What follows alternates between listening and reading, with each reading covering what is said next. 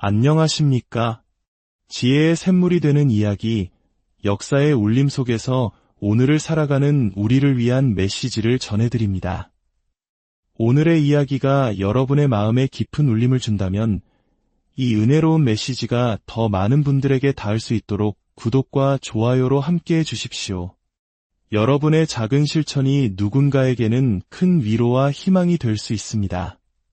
주님의 평화가 여러분과 함께하기를 기원합니다. 제 인생에서 가장 가슴 벅차고 의미 있었던 순간 중 하나는 이스라엘에서 보낸 한 주간이었습니다.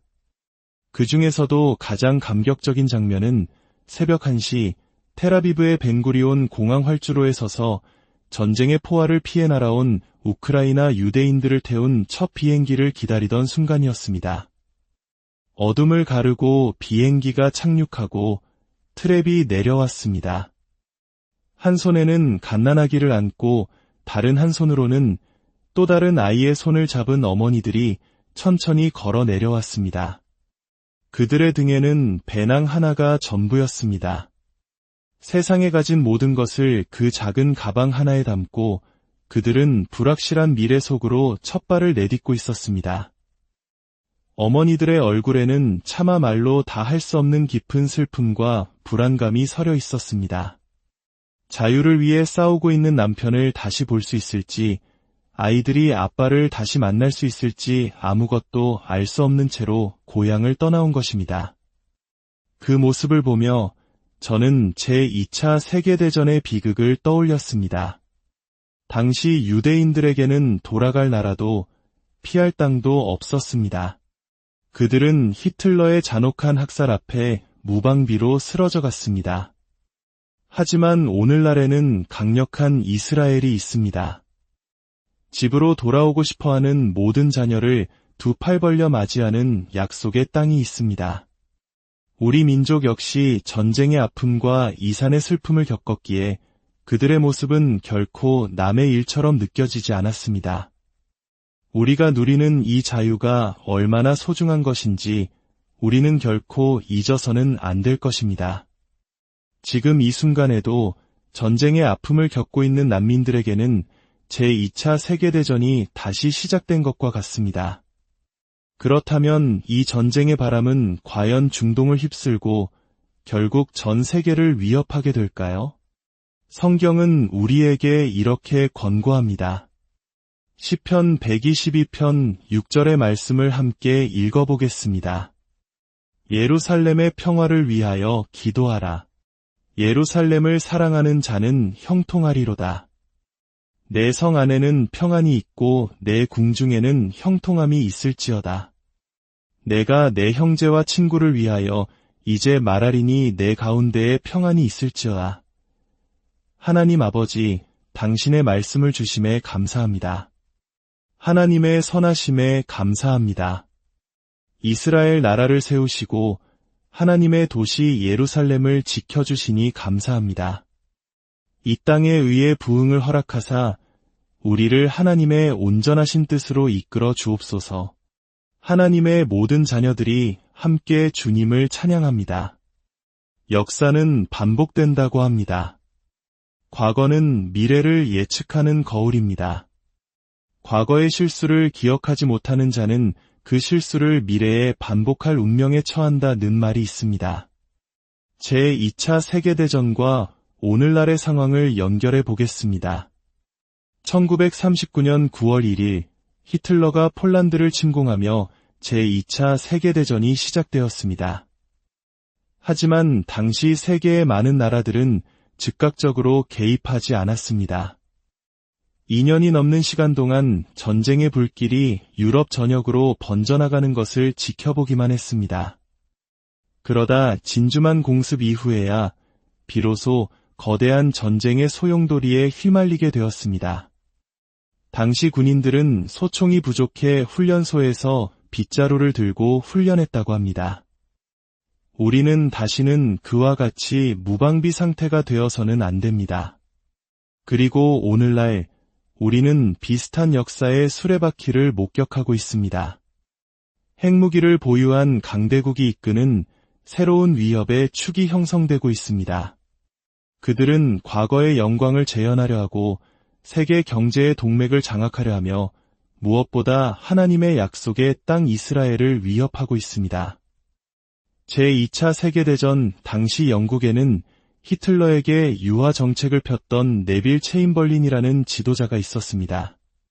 그는 히틀러와 평화회담을 하고 돌아와 우리 시대의 평화를 가져왔다며 종이 한 장을 흔들었지만 그것은 큰 착각이었습니다. 히틀러는 그 시간을 이용해 군사력을 키웠고 결국 프랑스를 6주 만에 무너뜨렸습니다.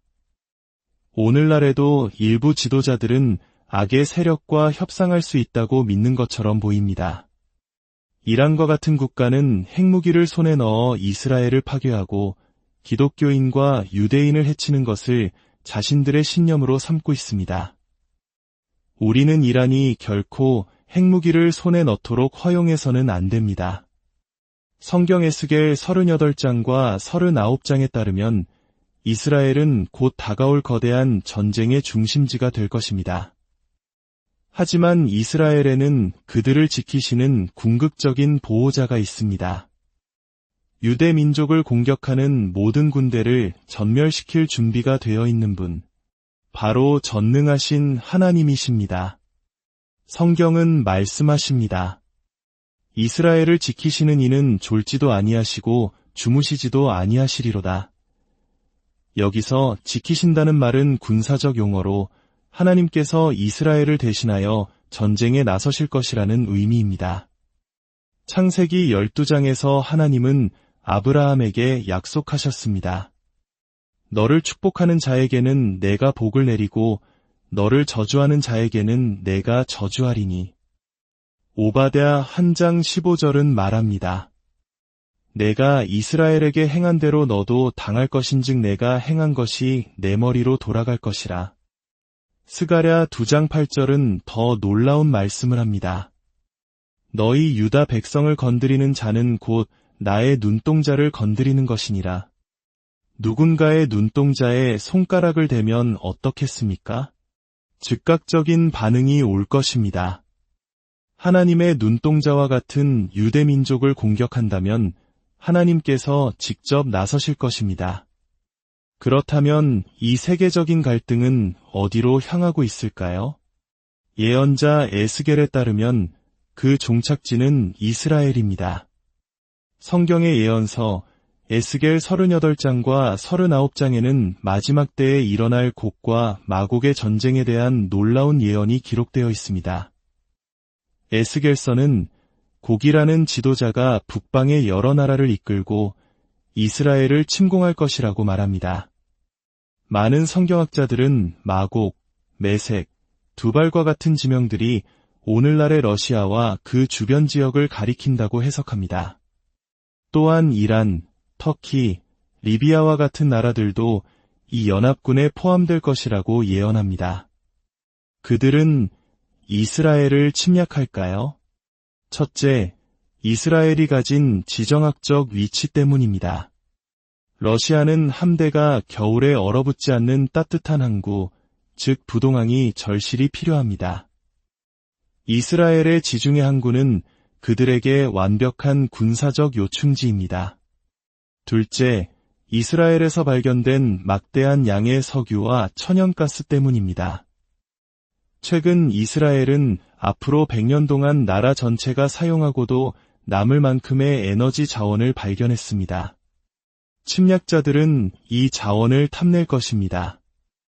그렇다면 하나님께서는 이 거대한 러시아 연합군의 침공으로부터 이스라엘을 어떻게 보호하실까요? 에스겔 38장은 그 놀라운 장면을 생생하게 묘사합니다.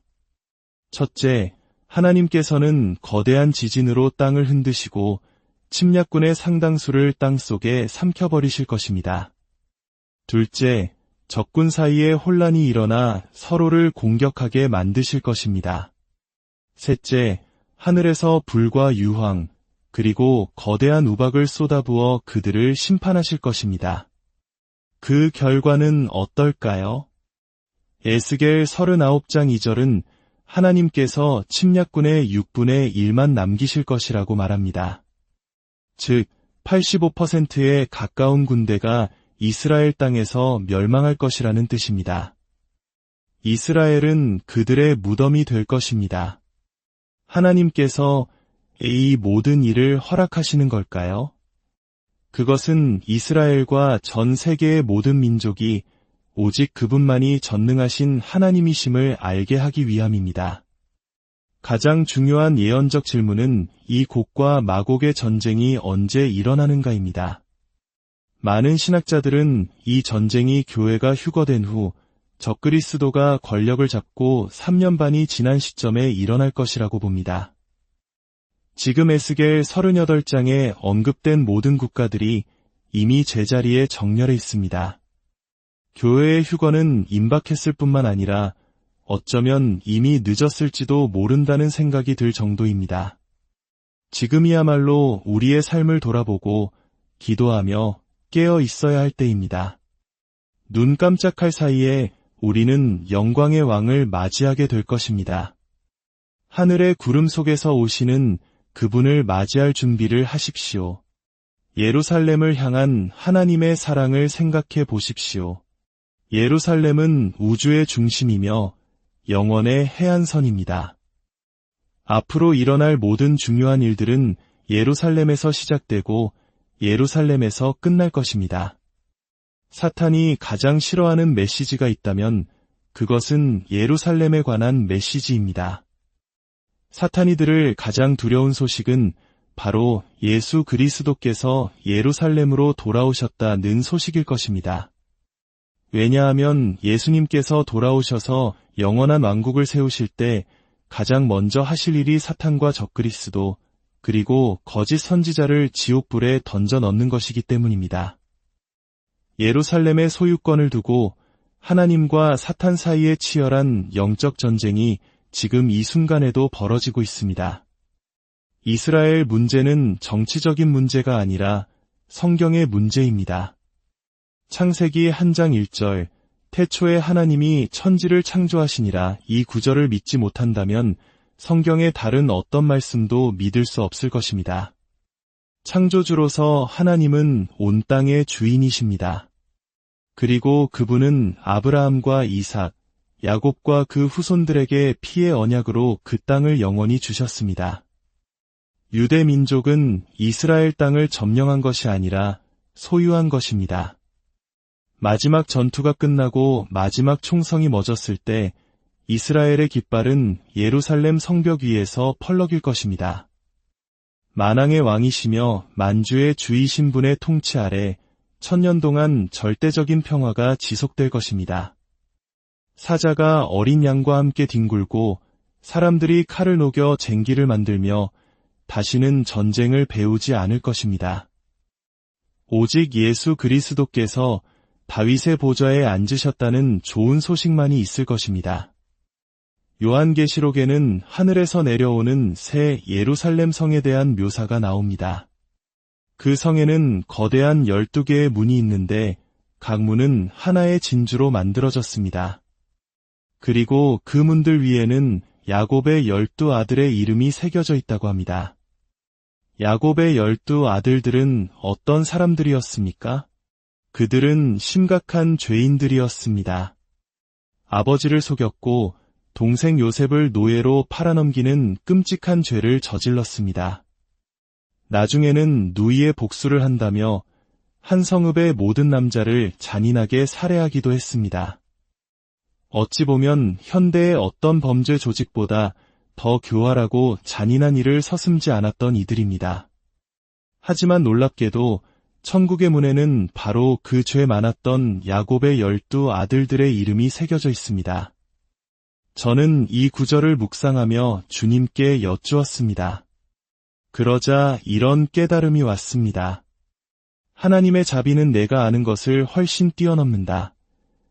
만약 사탄이 여러분에게 찾아와 과거의 끔찍한 죄를 들추며 여러분을 고발하더라도 단 1초도 그 말에 귀 기울이지 마십시오.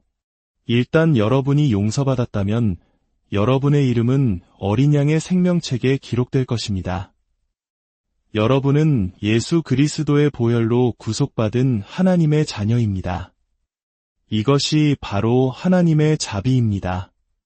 우리의 과거가 아무리 어둡고 죄로 가득 차 있다 해도 예수 그리스도를 구주로 영접하고 용서를 구하는 순간 우리는 깨끗해지며 그분의 자녀로 다시 태어나는 것입니다.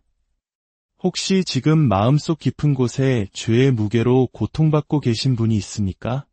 과거의 어떤 기억이 여러분을 괴롭히고 있습니까? 오늘 하나님의 자비와 완전한 용서를 구하고 싶으시다면 저를 따라 함께 기도해 주시길 바랍니다. 하나님 아버지, 주 예수 그리스도의 이름으로 당신의 거룩한 보좌 앞에 나아갑니다. 저의 모든 죄를 용서하여 주시옵소서. 당신의 자비와 놀라운 은혜로 저의 모든 죄악을 깨끗하게 씻어 주옵소서. 저의 남은 삶과 영원한 삶이 천국에서 당신과 함께하게 하옵소서. 오늘 저는 예수님을 저의 삶의 구원자여 주인으로 영접합니다. 예수님의 이름으로 기도드립니다. 아멘. 이제 주님께서 여러분에게 복을 주시고 여러분을 지키시기를 원합니다. 주님께서 그의 얼굴을 여러분에게 비추사 은혜 베푸시기를 원하며 주님께서 그 얼굴을 여러분에게로 향하여 드사 평강 주시기를 원합니다. 성령께서 여러분에게 능력을 주셔서 여러분의 가정과 일터 그리고 이 나라의 평화를 만드는 사람이 되게 하소서. 하나님의 거룩한 말씀에 따라 살아가며 담대하게 진리를 말하고 의인에게 주시는 하나님의 형통함을 경험하게 하소서. 하나님의 자녀는 어떤 폭풍 속에서도 평화를 누릴 수 있으며 어떤 것도 부족함이 없다는 것을 기억하십시오. 담대하게 주님을 구하십시오. 주님께서는 그의 자녀들에게 좋은 것을 아끼지 않으십니다. 이 모든 축복이 여러분의 것이 되기를 예수 그리스도의 이름으로 축원합니다. 아멘. 오늘 이야기는 여기까지입니다. 여러분의 삶에 하나님의 은혜와 평강이 가득하시기를 기도합니다.